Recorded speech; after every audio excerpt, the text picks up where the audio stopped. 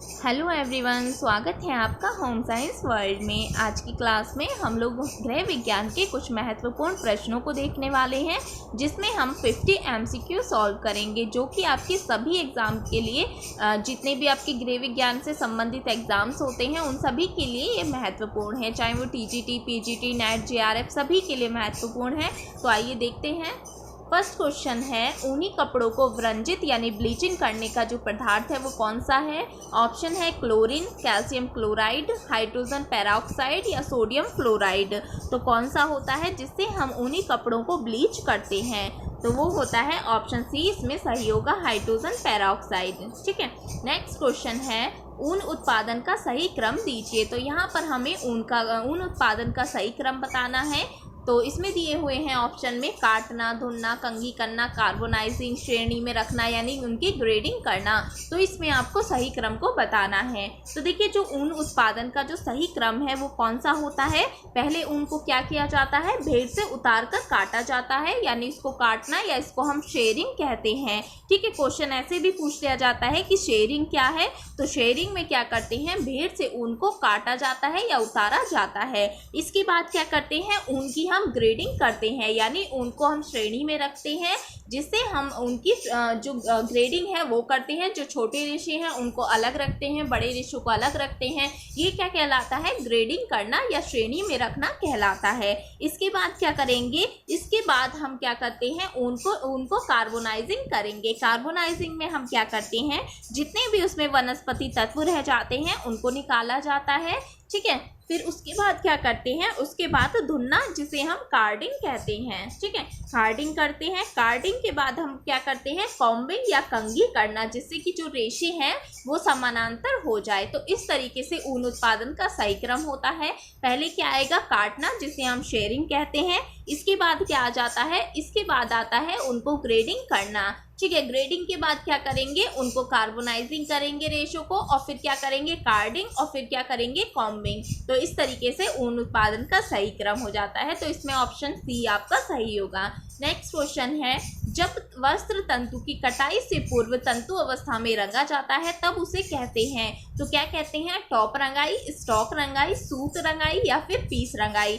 तो जब रेशा जो है, जब हम उसको कटाई से पूर्व अवस्था में ही, तंतु अवस्था में ही उसे रंग लेते हैं, तो वो क्या कहलाता है, तो उसे हम क्या कहते हैं, स्टॉक रंगाई कहते हैं। ठीक है। क्या कहते हैं, स्टॉक रंगाई कहा जाता है। नेक्स्ट है, निम्नलिखित किस प्रक्रिया के अंतर्गत भेड़ के बाल काटे जाते हैं। ये अभी हमने देखा था। तो इसमें क्या, कौन सा आपका सही होगा, इसमें ऑप्शन है फेल्टिंग, रेटिंग, शेयरिंग या स्काउरिंग। तो जो ऊन उत्पादन का जो फर्स्ट जो क्रम होता है, अभी हमने देखा था वो क्या था, शेयरिंग था। शेयरिंग में क्या करते हैं, भेड़ के बाल काटे जाते हैं, जिसे हम काटना या भेड़ से बाल उतारना ये सब कहते हैं। तो ये क्या कहलाता है, शेयरिंग कहलाता है। क्वेश्चन पूछा जाता है कि शेयरिंग क्या है, तो ये आपको बताना है। ठीक है। कांथा कढ़ाई में किस टांके का प्रयोग किया जाता है। महत्वपूर्ण क्वेश्चन है, इसी टाइप के आपके क्वेश्चन भी बनते हैं। तो जब भी आपकी एग्जाम मतलब पास आने वाला होगा, जब हम मैराथन कराएंगे, तो वहाँ पर आपकी जितने भी कढ़ाई हैं उनके प्रकार, टाँके कौन कौन से यूज हो रहे हैं उनके प्रकार, कौन कौन से टाँके इसके अंतर्गत आते हैं, कौन कौन से वस्त्रों के प्रकार हैं, तो इनको एक क्रम से हम लोग सारा करा दिया जाएगा आपको। ठीक है। तो यहाँ पर आपको बताना है, कांथा कढ़ाई में किस टाँके का प्रयोग किया जाता है। ऑप्शन है रनिंग, हैरिंगबोन, नेगी या डार्निंग। तो कांथा कढ़ाई में कौन से टाँके का प्रयोग होता है, तो इसमें जो टाँका प्रयोग होता है वो रनिंग स्टिच होती है। ठीक है। कौन सी स्टिच का इसमें प्रयोग होता है, रनिंग स्टिच का इसमें प्रयोग होता है। आपने देखा होगा जब हमने कांथा की कढ़ाई कराई थी, तो उसमें आप रनिंग स्टिच जो थी, इस प्रकार की रनिंग स्टिच आपकी होती है। यहाँ पर बन नहीं पा रही है, सीधे सीधे इस टाइप की होती है, इसे हम क्या कहते हैं, रनिंग स्टिच कहते हैं। ठीक है। आगे है, किस विशेष नाप के अनुसार पैटर्न निर्माण कहलाता है। जब हम किसी व्यक्ति की विशेष उसकी नाप के अनुसार जब हम किसी पैटर्न का निर्माण करते हैं तो वो क्या कहलाता है। ऑप्शन है साधारण पैटर्न, व्यक्तिगत पैटर्न, ब्लॉक पैटर्न या फिर ग्रेडेड पैटर्न। तो देखिए, यहाँ से नाम से ही स्पष्ट हो रहा है कि किसी विशेष नाप के अनुसार, जब जैसे कि आप जाते हैं और अपने नाप के अनुसार कोई ड्रेस डिज़ाइन करवाते हैं तो वो क्या करता है, आपका नाप लेता है, और नाप लेता है तो ये क्या कहलाएगा, व्यक्तिगत पैटर्न कहलाता है। इसके अनुसार विशेष नाप के अनुसार जो पैटर्न है उसका निर्माण कराया जाता है।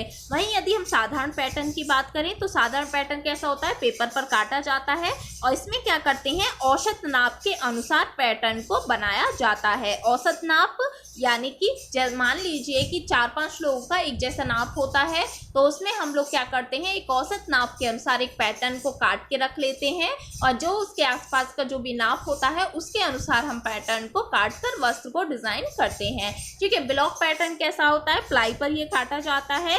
ये जो पैटर्न होता है इसे हम फाइनल पैटर्न भी कहते हैं। वहीं ग्रेडेड पैटर्न जो होता है, ग्रेडेड पैटर्न कैसा होता है, तो इसमें भिन्न भिन्न नाप के अनुसार पैटर्न को काट लिया जाता है। जैसे कि किसी का साइज 34 है, 36 है, 38 है, तो ये 3 साइज का एक पैटर्न बना दिया, इस पे निशान लगा दिए गए, तो ये क्या कहलाता है, ग्रेडेड पैटर्न कहलाता है। ठीक है। तो विशेष नाप के अनुसार जो पैटर्न होता है वो कौन सा होता है, व्यक्तिगत पैटर्न होता है। ठीक है। इसका ऑप्शन 20 का सही होगा। नेक्स्ट है, निम्नलिखित में से कौन सी फर्नीचर की शैली को क्लासिकल फर्नीचर की संज्ञा दी गई है, तो इसमें आपको बताना है कौन सा सही होगा। तो देखिए जो क्लासिकल फर्नीचर शैली है ये किसे कहा गया है, तो ये रिनेसांस शैली को कहा गया है। और ये जो शैली है ये कब आई, तो ये जो शैली है ये 1400 से 1800 के मध्य ये शैली आई थी। वहीं यदि आपसे पूछ लिया जाए बारोक शैली का, तो बारोक शैली कब आई थी, तो ये 1550 से 1750 के बीच आई। वहीं रोकोको शैली जो है ये कब आई, 1715 से 1775 के बीच। और न्यो क्लासिक शैली ये कब आई, ये 1775 से 1800 के बीच आई।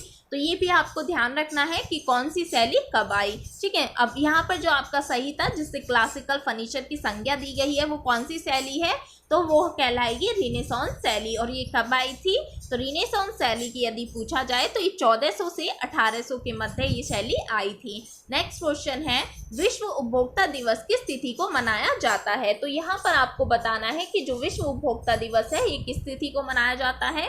ऑप्शन है 15 मार्च, 8 फरवरी, 10 दिसंबर या फिर 16 मार्च।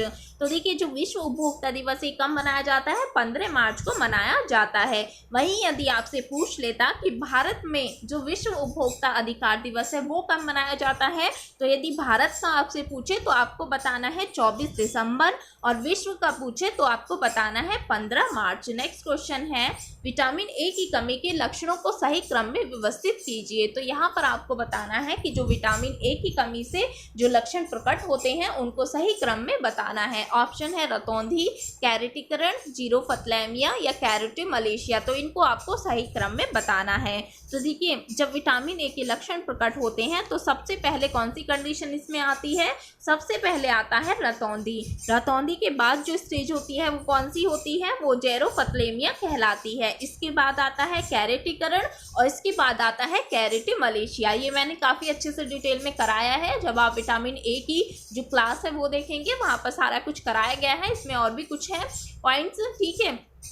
तो ये आप देख लीजिएगा, कई बार यहाँ ये क्वेश्चन आपका पूछा जाता है। तो इसमें आपका कौन सा सही होगा, ऑप्शन डी इसमें सही होगा।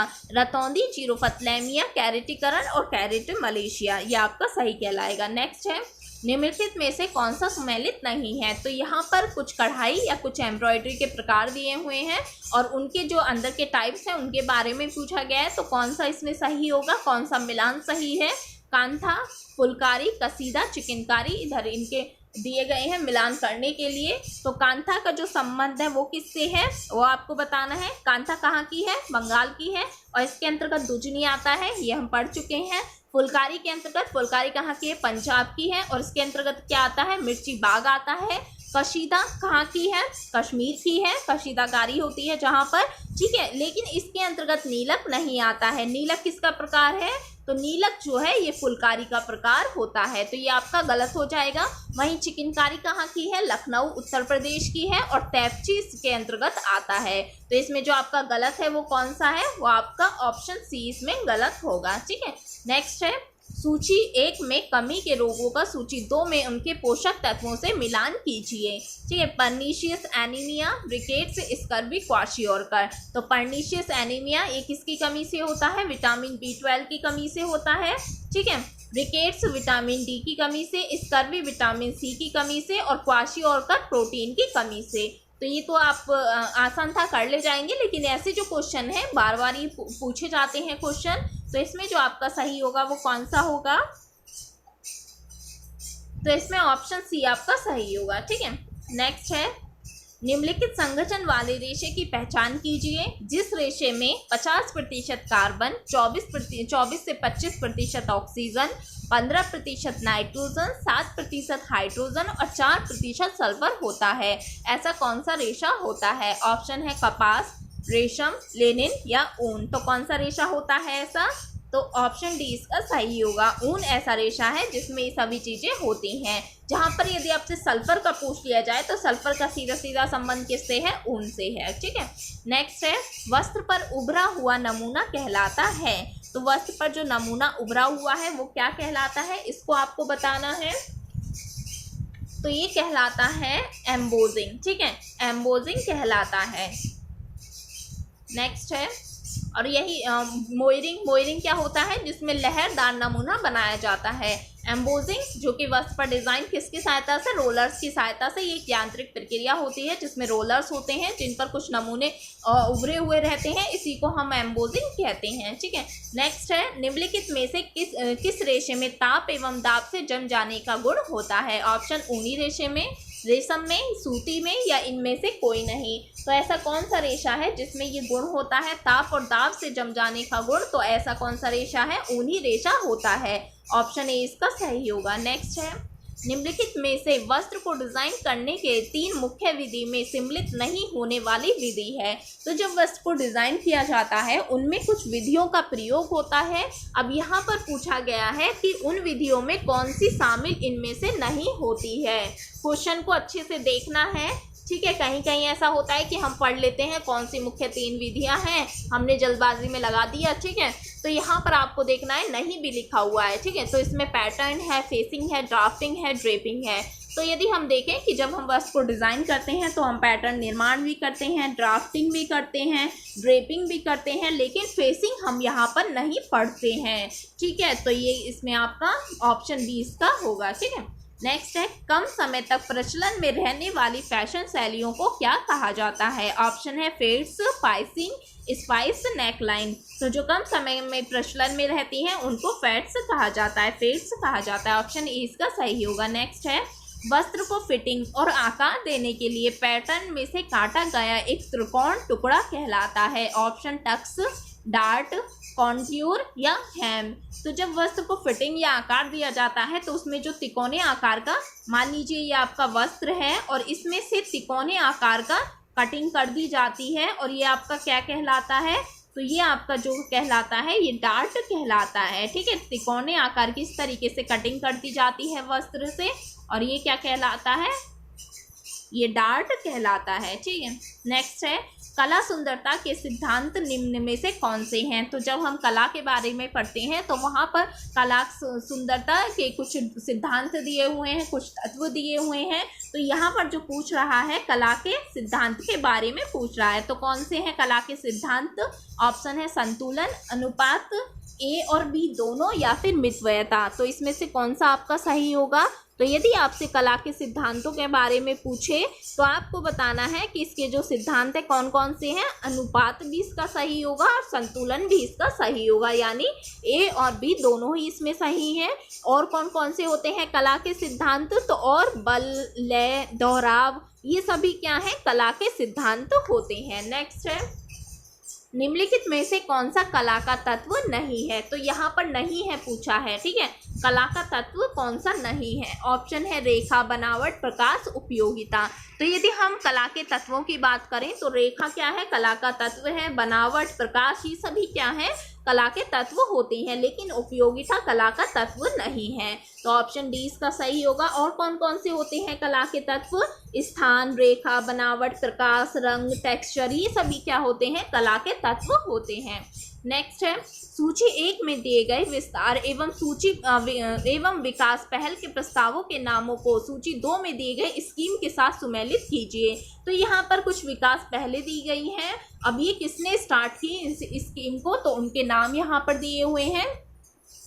तो इसमें कौन सी आपकी सही है, मिलान आपको करना है। Albert Mayer, Rabindranath Tagore, F L. Brayne, M K. Gandhi, Spencer Hatch, इन लोगों के सहयोग से कौन सी प्रोग्राम या कौन सी स्कीम चलाई गई, यहाँ पर आपको सही बताना है।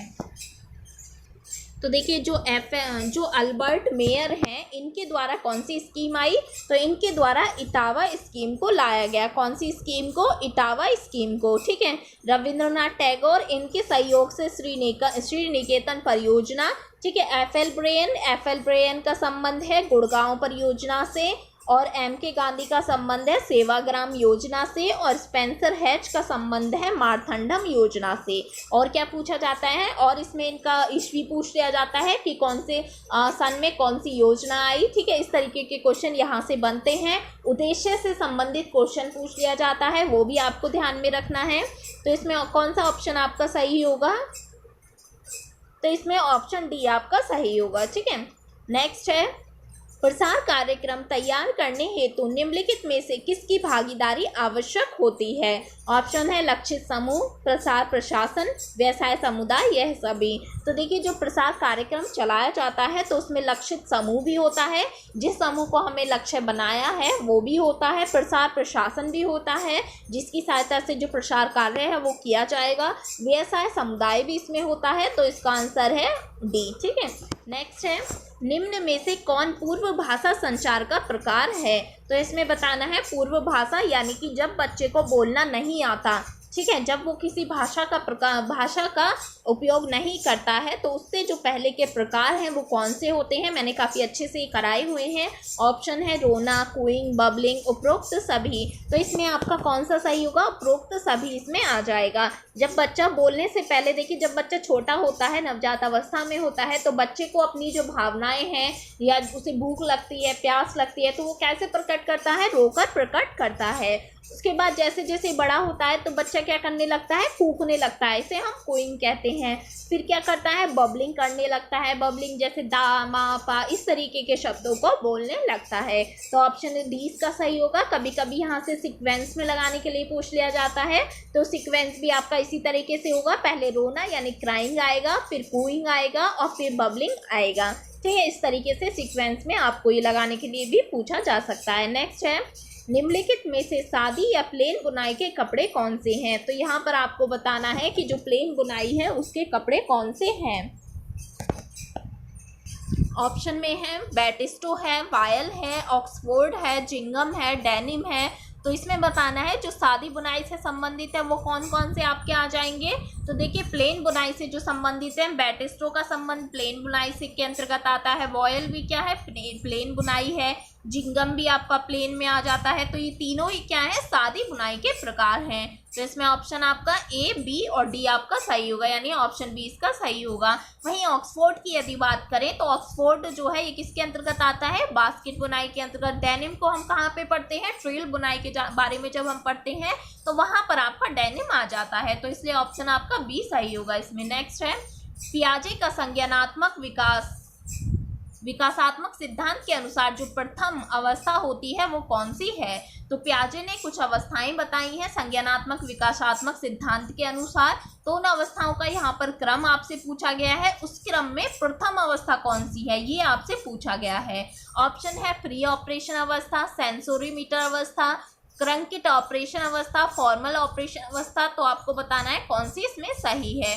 तो यदि पियाजे के संज्ञानात्मक विकासात्मक सिद्धांत की बात की जाए, एक क्वेश्चन तो आपका यहीं से हो गया कि संज्ञानात्मक विकासात्मक सिद्धांत किसने दिया, तो पियाजे ने दिया। इन्होंने कितनी अवस्थाएं बताई, तो इन्होंने कई सारी अवस्थाएं बताई हैं जिनको हमें क्रम में बताना है। तो इसमें जो पहली अवस्था है, प्रथम अवस्था है, वो कौन सी है, सेंसोरीमीटर की अवस्था इसमें होती है। फिर उसके बाद आती है प्री ऑपरेशन अवस्था, और फिर आती है कंसंट्रेट ऑपरेशन अवस्था, और फिर आती है फॉर्मल ऑपरेशन अवस्था। तो ये इसका सही क्रम होगा, ठीक है। फर्स्ट नंबर पर कौन सी आएगी आपकी, सेंसोरीमीटर की अवस्था आती है। नेक्स्ट है पंजाब की फुलकारी में किस टाँके का प्रयोग किया जाता है? ऑप्शन है चैन, डार्निंग, हैरिंगबोन, बटन होल। तो जो पंजाब की फुलकारी है उसमें किसका प्रयोग किया जाता है? तो देखिए वैसे तो पंजाब की जो फुलकारी है वहाँ आपको देखने के लिए मिलेगा डार्निंग का प्रयोग भी होता है, हैरिंगबोन भी उसमें यूज़ होता है और बटन होल भी, इन तीनों का ही उसमें यूज़ होता है। लेकिन जो मोस्ट कॉमन जो टाँका है जो उसमें प्रयोग लाया जाता है वो कौन सा है? डार्निंग होता है। यदि सेलेक्ट करने के लिए आपसे पूछ लिया जाए और ये सारे ही ऑप्शन में हो तो आपको डार्निंग को सही मानना है, क्योंकि डार्निंग का ही इसमें प्रयोग होता है। ठीक है, नेक्स्ट है निम्नलिखित में से कौन सा रोग जीवाणु के कारण नहीं होता है? तो यहाँ पर नहीं पूछा है। ठीक है, क्वेश्चन को जब भी आप करें अच्छे से पढ़ें, समझें और ये देखें कि क्वेश्चन पूछ क्या रहा है। ठीक है, अब जल्दबाजी में ऐसा नहीं है कि जीवाणु से होने वाले का हमें बताना है, तो यहाँ पर नहीं होता है वो पूछा है, यानी कि हमें इसमें वायरस का बताना है या जो भी है प्रोटोजोआ जो भी है। ठीक है, टाइफाइड किससे होता है? तो टाइफाइड का जो कारण है वो क्या है? जीवाणु रोग होते हैं। ठीक है, जीवाणु बैक्टीरिया के कारण होता है। क्षय रोग क्या है? ये भी किससे होता है? बैक्टीरिया से होता है। ठीक है, हैजा क्या है? ये भी बैक्टीरिया से होता है। लेकिन पोलियोमाइलिटिस जो होता है ये जीवाणु या बैक्टीरिया से नहीं होता है, ये किसके कारण होता है? वायरस के कारण होता है। नेक्स्ट है निम्नलिखित में से कौन सा सुमेलित नहीं है? तो यहाँ पर कुछ परियोजनाएं दी गई हैं, उनके कुछ उद्देश्य दिए गए हैं तो वो आपको बताने हैं। पहला है गुड़गांव परियोजना, इटावा पायलट परियोजना, मारथंडम परियोजना, नीलोखोड़ी परियोजना। तो इनका संबंध आपको बताना है। तो देखिए जो गुड़गांव परियोजना है इसमें क्या किया गया था? ग्राम निर्देशक जिसे विलेज गाइड की संज्ञा दी गई थी, जो विलेज गाइड होता है उसको नियुक्त किया गया था ताकि वो क्या कर सके? प्रसार का जो कार्य है उसको कर सके, लोगों के पास जाए। ठीक है, उनको क्या करे? गाइड करे। ठीक है, तो इसमें क्या किया था? विलेज गाइड की नियुक्ति की गई थी। इटावा पायलट की यदि बात की जाए तो इसमें बहुउद्देशीय ग्राम कार्यकर्ता इसमें नियुक्त किए गए थे।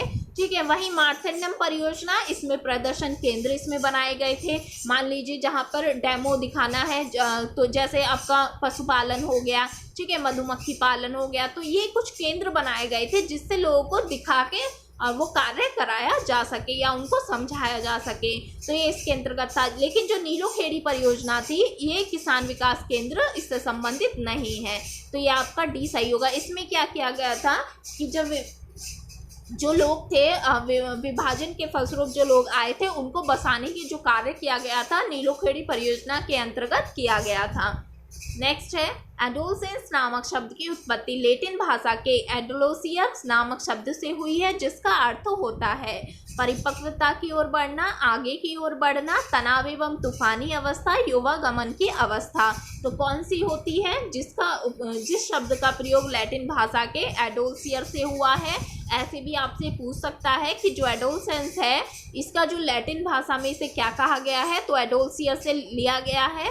ठीक है, ये आपको बताना है। और इसका अर्थ क्या होता है? परिपक्वता की ओर बढ़ना। ऑप्शन ए इसका सही होगा। नेक्स्ट है वृद्धि का अर्थ होता है संख्यात्मक बदलाव, मात्रात्मक बदलाव, लंबवत बदलाव या फिर गुणात्मक बदलाव। तो जो वृद्धि होती है इसका अर्थ क्या होता है? तो देखिए वृद्धि और विकास हम दो चीज़ों को पढ़ते हैं। वृद्धि क्या है? मात्रात्मक बदलाव होते हैं। वृद्धि को हम देख सकते हैं, माप सकते हैं। ठीक है, मापनीय होती है, जैसे कि लंबाई हो गई, वजन का बढ़ना हो गया, तो इनको हम देखकर पता लगा सकते हैं। ये क्या है? मात्रात्मक बदलाव ये होते हैं जिसको हम माप सकते हैं। लेकिन विकास क्या होता है? उसमें गुणात्मक बदलाव देखे जाते हैं। गुणात्मक जैसे कि मनुष्य के जो सामाजिक परिवर्तन उसमें क्या हुए, मनोसामाजिक हो गए, मानसिक हो गए। ठीक है, तो ये विभिन्न प्रकार के जो विकास होते हैं वो किसके अंतर्गत आते हैं? गुणात्मक बदलाव के अंतर्गत आते हैं। या विकास जो होता है वो क्या है? गुणात्मक बदलाव होता है। वहीं वृद्धि क्या है? मात्रात्मक होती है, जिसे हम माप सकते हैं। नेक्स्ट है मनोवैज्ञानिकों ने उत्तर बाल्यावस्था को क्या कहा है?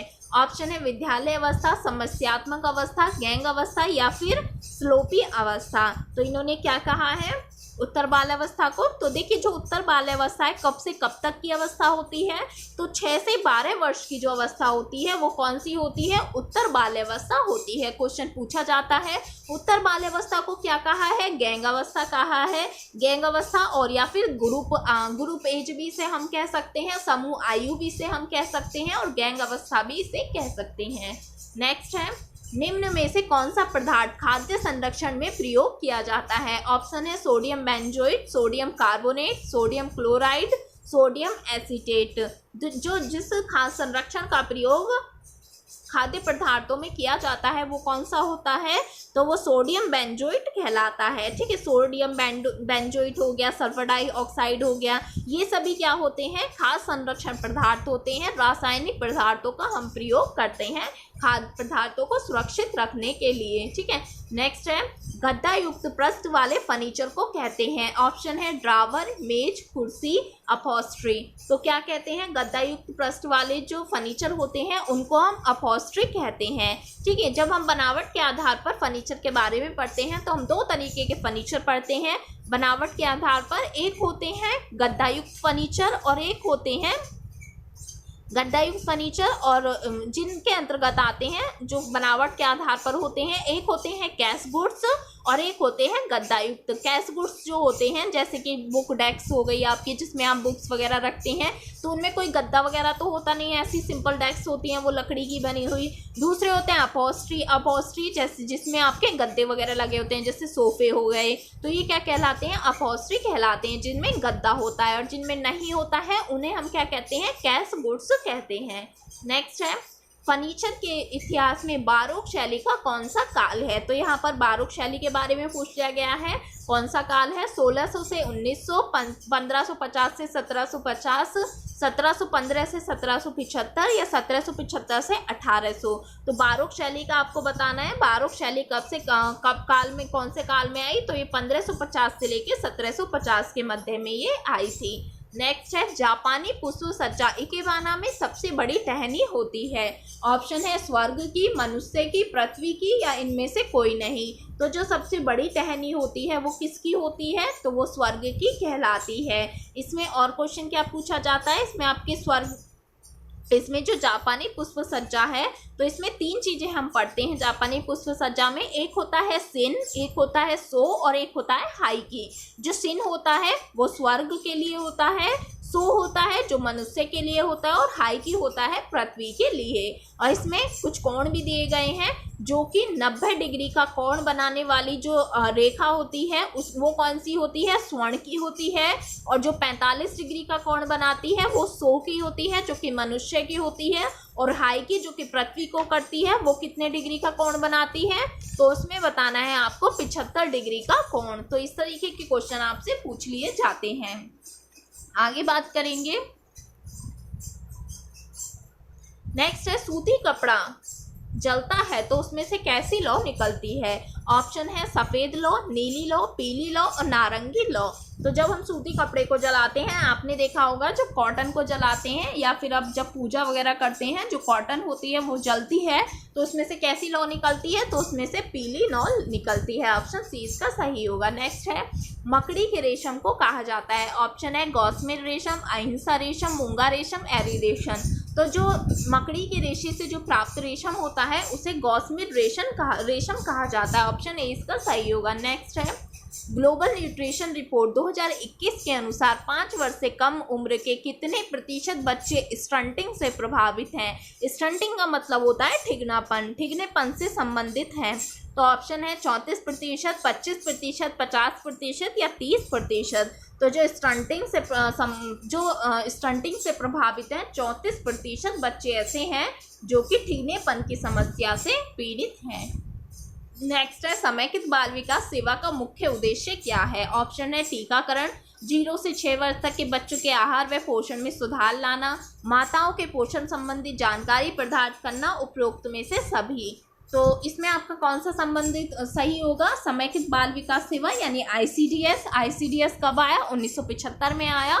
और इसका क्या उद्देश्य है? इसका उद्देश्य है 0 से 6 वर्ष तक के बच्चों के आहार एवं पोषण में सुधार लाना इसका उद्देश्य है। तो ऑप्शन बी इसका सही हो जाएगा। नेक्स्ट है पारिवारिक जीवन चक्र की अवस्था में गलत कथन को चुनिए। तो हमने पारिवारिक जीवन चक्र हम लोग पढ़ चुके हैं, काफ़ी अच्छे से मैंने क्लास कराई हुई है। अगर किसी ने नहीं देखी है तो आप एक बार देख लीजिएगा, क्वेश्चन आपके आते हैं वहाँ से।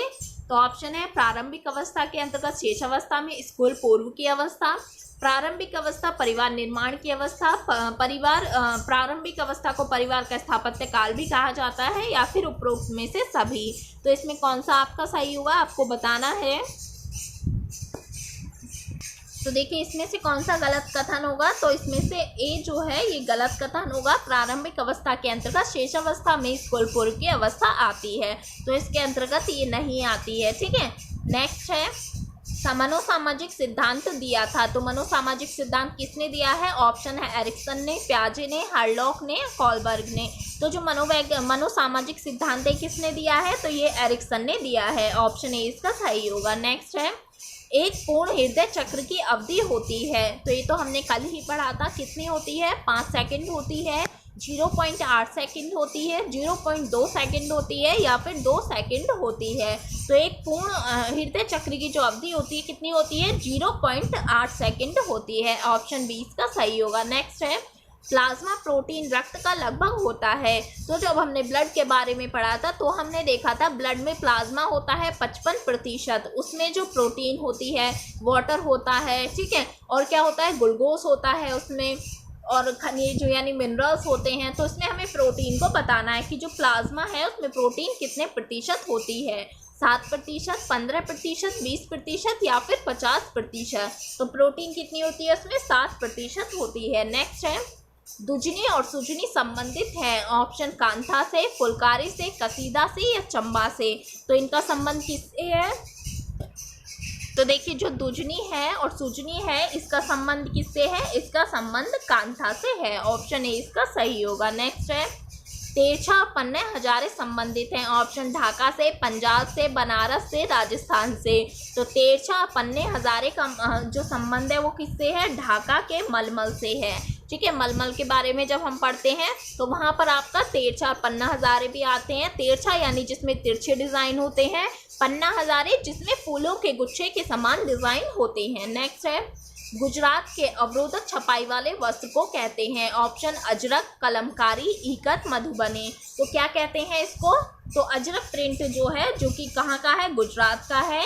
यदि आपको ऑप्शन में गुजरात ना मिले तो आप राजस्थान भी इसमें कर सकते हैं, वरना आप गुजरात को ही सही मानिएगा। ठीक है, और ये कहाँ का है? गुजरात का है। अजरक प्रिंट होता है जो कि कैसा है? अवरोधक छपाई का होता है। नेक्स्ट है निम्नलिखित में से कौन सा सुमेलित नहीं है? तो इसमें नहीं का पूछा है, कौन सा सुमेलित नहीं है? वर्ली प्रिंट महाराष्ट्र का है, डाबू प्रिंट राजस्थान का है, बाग प्रिंट जयपुर का है, अजरक प्रिंट गुजरात का है। अजरक प्रिंट जैसा कि हमने अभी देखा, तो इसका संबंध कहाँ से है? गुजरात से है। वार्ली प्रिंट का संबंध कहाँ से है? महाराष्ट्र से है। डाबू प्रिंट का संबंध राजस्थान से है। वहीं बाग प्रिंट का जो संबंध है ये कहाँ से है? तो बाग प्रिंट जो है आपकी ये आपका जयपुर से ना होकर कहाँ से है? एमपी से है। ठीक है, मध्य प्रदेश से इसका संबंध है। तो ये आपका गलत हो जाएगा, ऑप्शन सी इसमें गलत होगा। ठीक है, नेक्स्ट है निम्नलिखित में से कौन सी सिलाई कसूती की नहीं है? तो कसूती में हम कुछ सिलाई के बारे में पढ़ते हैं, इसमें बताना है कौन सी नहीं है। ऑप्शन है गवंती, मुर्गी, मेथी, फंदा। तो कौन सी नहीं है? तो कसूती के अंतर्गत हम गवंती को भी पढ़ते हैं, मुर्गी को भी पढ़ते हैं, मेथी को भी पढ़ते हैं, तीनों को ही पढ़ते हैं, लेकिन वहाँ पर फंदा नहीं आता है। और कसूती कहाँ की है? कसूती कर्नाटक की है। नेक्स्ट है कसीदा कढ़ाई का प्रकार नहीं है। तो कसीदा में हम कुछ कढ़ाइयों के बारे में पढ़ते हैं। कसीदा कहाँ का है? कश्मीर का है, जहाँ पर कशीदाकारी की जाती है। तो इसमें कौन कौन से आते हैं आपके? सोजनी है, ठीक है, रेजगार है इसके अंतर्गत, ठीक है, आरी है इसके अंतर्गत, लेकिन और इसका नहीं है। ठीक है, और का संबंध कसीदा से नहीं है। नेक्स्ट है निम्नलिखित सूची 1 में दिए गए पौष्टिक तत्व को सूची 2 में दिए गए उनके अनुमानित करने के तरीके से मिलान कीजिए। तो यहाँ पर कुछ कार्बोहाइड्रेट्स दिए गए हैं, उनके कुछ टेस्ट दिए गए हैं, उनको आपको मिलान करना है। तो यहाँ पर हमें देखेंगे कि जो मोनोसैकेराइड है, यदि हमें उसकी पहचान करनी है कि जो हमारे पास खाद्य पदार्थ है, कोई कार्बोहाइड्रेट है, यदि इसमें मोनोसैकेराइड है या नहीं है तो उसके लिए हम कौन सा टेस्ट करेंगे, उसके लिए हम बर्फॉइड टेस्ट करते हैं। वहीं कीटो शुगर्स के लिए हम कौन सा करेंगे, तो उसके लिए हम सेलिवनाफ टेस्ट करते हैं। अपचाई शर्करा के लिए हम कौन सा करते हैं, बेनेडिक्ट करते हैं। और पॉलीसैकेराइड्स का पता लगाने के लिए हम आयोडीन टेस्ट करते हैं। तो इसमें ऑप्शन आपका कौन सा सही होगा, तो ऑप्शन इसमें आपका ए सही होगा। ठीक है, नेक्स्ट है प्रसार शिक्षण निरंतर चलने वाली प्रक्रिया है। यह कथन किसका है, ऑप्शन है ओपी दाहमा का, डी एन स्मिंगर का, जेपी लिगोस का, वीटी कृष्णाचारी का। तो किसने कहा था कि प्रसार शिक्षा निरंतर चलने वाली शिक्षा है, तो ये किसने कहा है, जेपी लोगोस ने कहा है। ठीक है, तो ये हमारे कुछ 50 एमसीक्यू पूरे हुए। यदि इनमें किसी को कोई भी डाउट हो तो आप कमेंट सेक्शन में लिख दीजिएगा। यहाँ पर हमने उन्हीं क्वेश्चंस को लिया है जो कि आपके लिए बहुत ही महत्वपूर्ण है, क्योंकि आपका यूजीसी नेट और टीजीटी पीजीटी तीनों एग्जाम आपके होने वाले हैं। तो उसी के लिए हम लोग इस तरीके के अभी आपके एमसीक्यू लाते रहेंगे। बाकी आपका टीजीटी पीजीटी यूजीसी नेट तीनों की जो है क्लासेस आपको मिलती रहेंगी रेगुलर। Thank you.